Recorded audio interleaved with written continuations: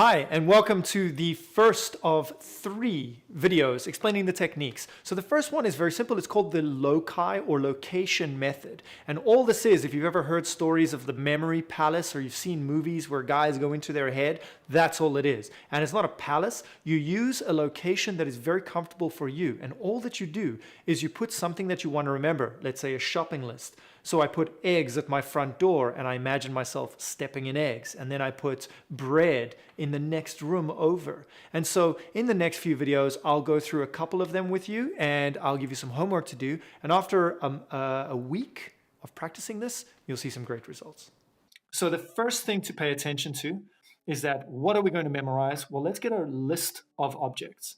Liberty head, psychology, ring, photography. And this is normally where I start people when we do the loci method. What we're going to do is actually take a look at this house, okay? And I want you to imagine how many houses you have. Now remember, you could use a journey, you could use your workplace. It's any 3-dimensional space that you are very familiar with.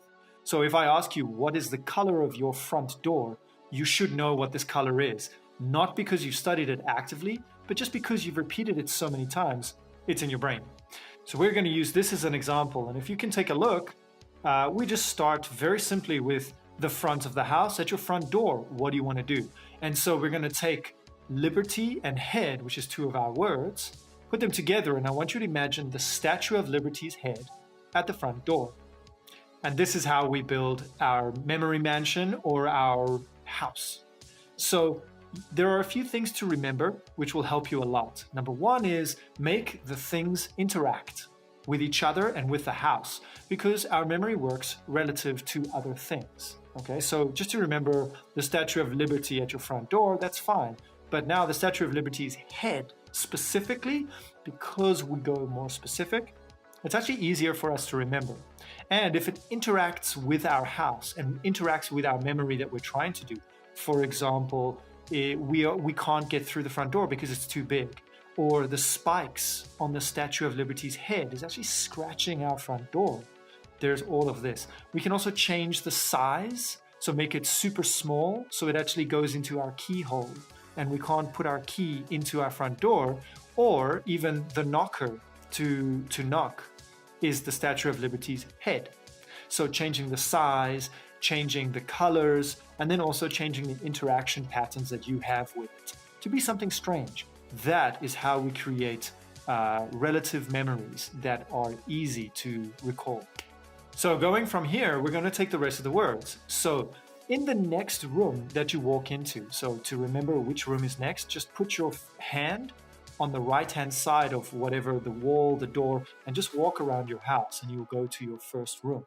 So whatever that first room is, I want you to imagine psychology. We can remember a person, a psychologist. Who is the most memorable psychologist for you? Perhaps it's Sigmund Freud, perhaps it's Carl Jung, perhaps it's your psychologist, maybe someone in your family is a psychologist.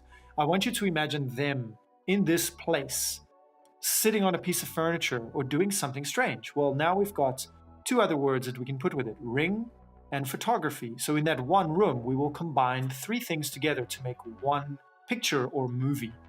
So a psychologist, perhaps, with a big diamond ring, like a rapper, perhaps, and being photographed. And so we have psychology, ring, photography. So as crazy as you can make those images, fantastic, the better. And make them interact. So maybe that psychologist with all these rings is standing on furniture, breaking it. Maybe kicking over drinks or juice or something like that. And so all that you do is you put them together in this way. So let's go to the next room, and I want you to remember button, modern, and color.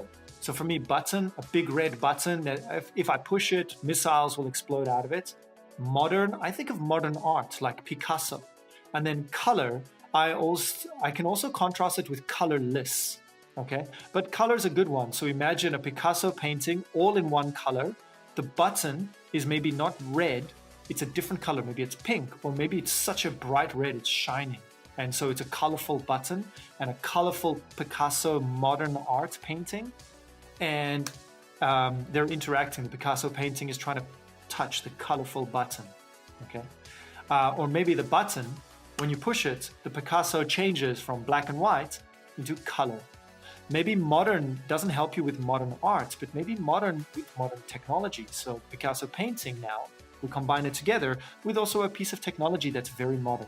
For example, the latest iPhone or something. And then let's have it interact with the entire room. The button is pushed, the entire room changes color.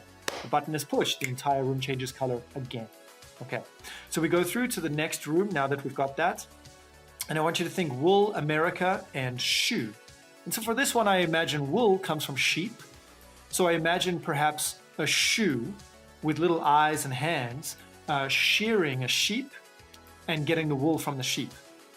Okay, so, and then what they're doing is they're then putting it onto an American flag. Okay, so perhaps you can see this, and the wool and the sheep, they're making the entire room dirty, maybe kicking over furniture. They don't want to be sheared. So we've got that. Then we go through to the next room. And so for this one, I used a very crazy memory. You know Saw, as in the horror movie Saw? So I imagined Saw eating people with the guys from Big Bang Theory. Okay, so it's science, Saw, and people. Okay, the guys from the Big Bang Theory, they're best friends with Jigsaw, the killer from Saw, and they've got a lot of people there. So for me, it was in my kitchen, so I imagine them cooking people. But you can do anything you want. Nobody will see your memories. Nobody can judge you for the creation of your story. The idea is that if it's strange or weird, if it creates a memory feeling, it actually helps you to remember it easier. Okay. In the next room, I want you to remember glue, for, bird, and front. So for, we can also think about the sound for, the number 4. Okay. So I imagine 4 birds glued to the front of me or the front of something in the next room. So if there is a cupboard or a wardrobe, I want you to imagine 4 birds glued to the front of that cupboard. Okay. Not the back, the front. And so you can see this type of picture in your mind is actually putting glue on something in that room. And that helps you remember quite a lot. And the birds are chirping, they're panicking maybe. So stressful emotion helps you out as well. And then finally in the last room, perhaps somebody in that room that is in your family that is in that room, or somebody very memorable, is modeling a dress made of money. What color is the dress? What kind of money? Is it dollars? Is it pounds? Is it your local currency? Whatever it is. So now, all that you need to do is take that list that we've just memorized and repeat it 3 times in the next hour. After that, what I like to do is I like to say, pay information tax before you eat food, before you drink something. Just like most people will pray, you can still pray before your meal. After you've prayed, after you've given thanks or meditated for your food, just quickly go through the list in your head and see where you are. You can come back to this list anytime, this video anytime, and just repeat it if you need to. But the idea is after 1 week, first day, at least 3 times. Second day, 2 times. The next day, 1 time. And then every day, just 1 time, just repeating this list in your head. It will actually help if you write down the list so you can see all 20 objects and which order they are in. And remember to check it. And that's it.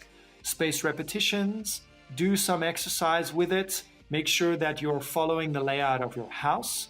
Make your interactions with things very strange and weird. You can change the size, you can change the color as much as you like.